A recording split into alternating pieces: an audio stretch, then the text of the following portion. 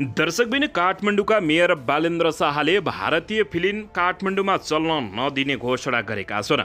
काठमाडौँ महानगरपालिकाका मेयर बालेन्द्र शाह बालेनले दक्षिण भारतीय चलचित्र आदिपुरुषमा राखिएको जानकी भारतीय छोरी हुन् भन्ने शब्द नहटाए महानगरभित्र कुनै पनि हिन्दी फिल्म चलचित्र चल्न नदिने निकै ठुलो घोषणा गरेका छन्। सामाजिक सञ्जाल फेसबुकमा पोस्ट गर्दै मेयर बालेन्द्र शाहले चलचित्रमा समावेश उक्त शब्द नेपालमा मात्र नभई भारतमा पनि सच्चिनुपर्ने अडान लिएका छन्। उनले यी शब्द सच्याउनका लागि 3 दिनको समय दिएको समेत घोषणा गरेका छन्। उनले फेसबुकमा लेखेका छन्, दक्षिणी भारतीय फिल्म आदिपुरुषमा समावेश जानकी भारतीय छोरी हुन् भन्ने शब्द जबसम्म नेपालमा मात्र नभई भारतमा पनि सच्चिँदैन तबसम्म काठमाडौँ महानगरपालिकाभित्र कुनै पनि हिन्दी फिल्म चल्न नदिने काठमाडौँका मेयर बालेन्द्र शाहले निकै बबाल घोषणा गरेका छन्। उनले फेसबुकमा लेखेका छन्, दक्षिणी भारतीय फिल्म आदिपुरुषमा समावेश जानकी भारतीय छोरी हुन् भन्ने शब्द जबसम्म नेपालमा मात्र नभई भारतमा पनि सच्चिँदैन तबसम्म काठमाडौँ महानगरपालिकाका भित्र कुनै पनि हिन्दी फिल्म चल्न दिइने छैन। यो सच्याउन 3 दिनको समय दिएको छ। माता सीताको जय होस् भनेर काठमाडौँका मेयर बालेन्द्र शाहले बताएका छन्। दर्शक महानुभावहरू, माता सीता नेपालकी छोरी हुन् भनेर यति बेला सबैले बताइरहेको अवस्थामा मात्र भारतले भने नेपाललाई बारम्बार निकै ह्याप्पी रहेको छ। कहिले गौतम बुद्ध भारतमा जन्मिएका हुन्, कहिले लुम्बिनी भारतमै पर्छ त कहिले कालापानी लिपुलेक लिम्पुवाधुरा जस्ता नेपालका भूभाग भारतले चोरिरहेको छ।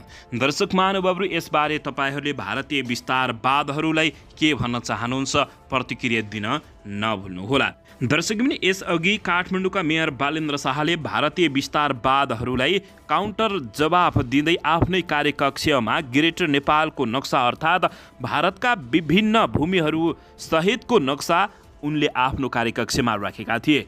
भारतीय विस्तारवादहरूले नेपालीहरूलाई बारम्बार दुःख दिइरहेको छ। अझ दर्शक महानुभावहरू, आदिपुरुषको त्रुटि नसचिएसम्म महानगरपालिकाभित्र कुनै पनि हिन्दी फिल्म चल्न नदिने बालेन्द्र शाहले घोषणा गरेका हुन्।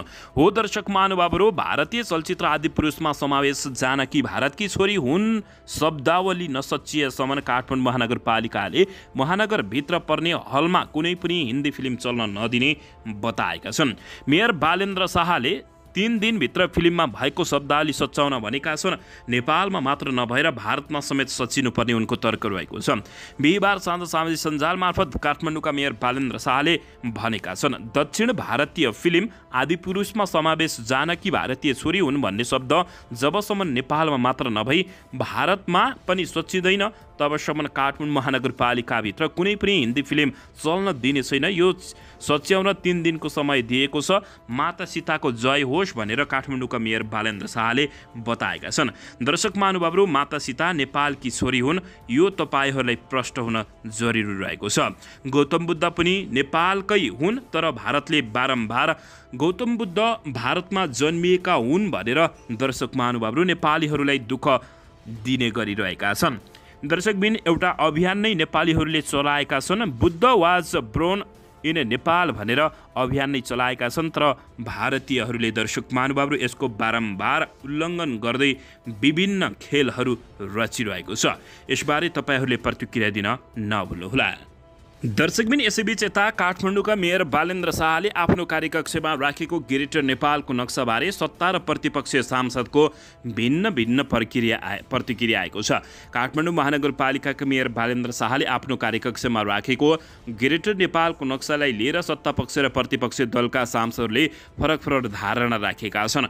तर दर्शक महानुभावहरू, नेपाललाई बारम्बार हेप्दै आएको भारतीय विस्तारवादलाई भने दर्शक महानुभावहरू, काठमाडौँका मेयर बालेन्द्र शाहले अत्यन्तै कडा जवाब दिएर नेपालीहरूको शिर उच्च बनाइदिएका छन्। काठमाडौँ महानगरपालिकाका मेयर बालेन्द्र शाह बालेनले आफ्नो कार्यकक्षमा ग्रेटर नेपालको नक्सालाई लिएर सत्तापक्ष र सांसद र प्रतिपक्षीय दलका सांसदहरूले फरक धारणा राखेका छन्। बिहिबार सांसद भवन बाहिर सञ्चारकर्मीहरूलाई प्रतिक्रिया दिने क्रममा प्रमुख प्रतिपक्षी दल नेकपा एमालेका सांसदले मेयर बालेन्द्र शाहको कदमप्रति सकारात्मक टिप्पणी राख्दा सत्तापक्षीय दल नेपाली काङ्ग्रेसका सांसदले कार्यकक्षमा ग्रेटर नेपालको नक्सा राख्नुको कुनै तुक नभएको निकै चरको जवाब दिएका हुन्। नेकपा एमालेका सांसद रघुजी पन्तले मेयर बालेन्द्र शाहले आफ्नो कार्यकक्षमा ग्रेटर नेपालको नक्सा राख्नु भारतको हेपा प्रवृत्ति विरुद्धको प्रतिक्रिया भएको बताएका छन् भने उनले भारतले नेपालको भूमि समावेश गराएर नक्सा राख्नु आपत्तिजनक भएको समेत बताएका हुन्। बालेनले राखेको नक्सामा सुगौली सन्धि अगाडिको नेपाल भनेर फरक रङमा छ, अहिलेको नेपाल फरक रङमा छ। सुगौली सन्धि अगाडिको नेपाल र अहिलेको नेपाल छुट्टिन्छ, खालि पहिलेको नेपाल कत्रो रहेछ भनेर ऐतिहासिक नक्सा हो। भारतको नक्सामा छुट्टिँदैन, हेर्ने मान्छे झुक्किन्छ। अहिलेकै भारत यत्रो हो कि भनेर त्यो त झन् आपत्तिजनक कुरा भयो उनले बताएका छन्। यसमा यता नेपाली काङ्ग्रेसका सांसद शङ्कर भण्डारीले मेयर बालेन्द्र शाहले ग्रेटर नेपालको नक्सा राख्नुको कुनै तुक नभएको टिप्पणी गरेका छन्। उनले सबैजना एक भएर राष्ट्रको बारेमा भूमिका खेल्नुपर्ने र भारतीय विस्तारवादहरूसँग लड्नुपर्ने बताएका हुन्। बालनजीले त्यो गर्नु उहाँको व्यक्तिगत सोच हो, त्यसको सिङ्गो राष्ट्रियतालाई टेवा पुर्याइरहेको छैन, काङ्ग्रेसका नेताले बताएका छन्। त्यसले जनप्रतिनिधिहरू राष्ट्रका लागि गम्भीर बन्न है भनेर सङ्केत गरेको हुन सक्छ, तर उहाँले ग्रेटर नेपालको नक्सा राख्नु र उहाँको चर्चा परिचर्चा हुनु त्यसको खासै तुक छैन जबसम्म हामी एक भएर राष्ट्रको बारेमा भूमिका खेल्दैनौँ, उनले भनेका छन्। त्यस्तै उनले नेपाल धर्मनिरपेक्ष हुनु देश हितको पक्षमा नभएको समेत बताएका छन्। सरकार भ्रष्टाचारमा डुबेको स्वतन्त्र सांसद डाक्टर अमरेश कुमार सिंहले बताएका छन्। दर्शक महानुभावहरू, बालेनको कदमलाई तपाईँहरूले के भन्नुहुन्छ? दर्शकबिन, काठमाडौँको नयाँ बानेश्वरमा नक्कली भुटानी शरणार्थी प्रकरण विरुद्ध प्रदर्शन गर्ने 16 जनालाई प्रहरीले नियन्त्रणमा लिएको छ। बिहिबार बानेश्वर स्थित निषेधित क्षेत्रमा प्रदर्शन गर्न खोजेपछि प्रहरीले 16 जनालाई नियन्त्रणमा लिएको जिल्ला प्रहरी परिसर काठमाडौँका एसपी सीताराम रिजालले जानकारी दिएका छन्। यसमा 3 जना महिला पनि रहेका छन्। मानव अधिकारवादी शान्ति समाज नेपालका कृष्ण पहाडी लगायतले प्रदर्शन गरेका हुन्। उनीहरूले नक्कली भुटानी शरणार्थी प्रकरणमा संलग्न रहेकाहरूलाई उन्मुक्ति नदियोस् र शीर्ष नेताहरूको सम्पत्ति छानबिन गर्नुपर्ने माग लगायतका विभिन्न मागसहित प्रदर्शन गरेका हुन्।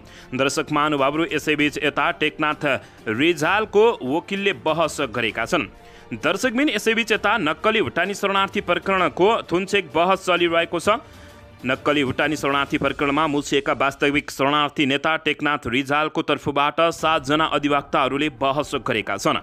बहसका क्रममा उनीहरूले रिजालमाथिको अभियोग पुष्टि हुन नसक्ने जिकिर गरेका हुन्। बिहिबार काठमाडौँ जिल्ला अदालतका न्यायाधीश प्रेम प्रसाद नेउपानेको इजलासमा चिया ब्रेक अघि रिजालतर्फका 7 जना वकिलले बहस गर्दै उनीहरूमाथि लागेका कुनै पनि अभियोग पुष्टि नहुने जिकिर गरेका छन्।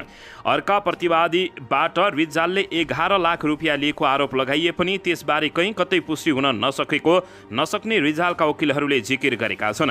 रिजालको तर्फबाट चिया ब्रेक अघि अधिवक्ताहरू राजकुमार सुरवाल, शमशेर कडरिया, राजेन्द्र घिमिरे, अनिल लाल, दुर्गेश जङ थापा, प्रतिभा भट्टराई र प्रकाश बस्नेतले बहस गरेका छन्। चिया ब्रेकपछि थप केही अधिवक्ताहरूले बहस गर्ने जानकारी प्राप्त भएको छ। बहसका क्रममा सुलवालले नक्कली भुटानी शरणार्थी प्रकरणमा रिजालले संलग्नता नभएको जिकिर गर्दै शरणार्थीको कार्ड बनाउने कार्य रिजालको नभई यो कार्य गृह मन्त्रालयको भएकाले त्यसमा रिजालको संलग्नताको सवाल नै नभएको समेत जिकिर गरेका छन्। उनले अपराधीलाई भेट्दैमा कोही अपराधी हुन नसक्ने उनको भनाइरहेको छ। उनी निर्दोष रहेकाले साधारण तारिखमा रिहाई गर्नुपर्ने वकिलहरूले धारणा राखेका छन्। दर्शकबिन, यसैबीच आउनुहोस् अर्को समाचारतर्फ लागौँ। अनलाइन मार्फत जुगा खेलाउने कार्यमा संलग्न भएको आरोपमा राजु मास्टर राजु पौडेल पनि पक्राउ परेको खुलासा भएको छ। दर्शक महानुभावहरू, अनलाइन जुवामा संलग्न भएको भन्दै बल्छी धुर्बे र राजु मास्टर सहित 8 जना पक्राउ परेका हुन्। काठमाडौँ अपराध अनुसन्धान कार्यालयको टोलीले बल्छी धुर्बे भनिने मरिजमान श्रेष्ठसँग राजु पौडेललाई पनि पक्राउ गरेको बताइएको छ।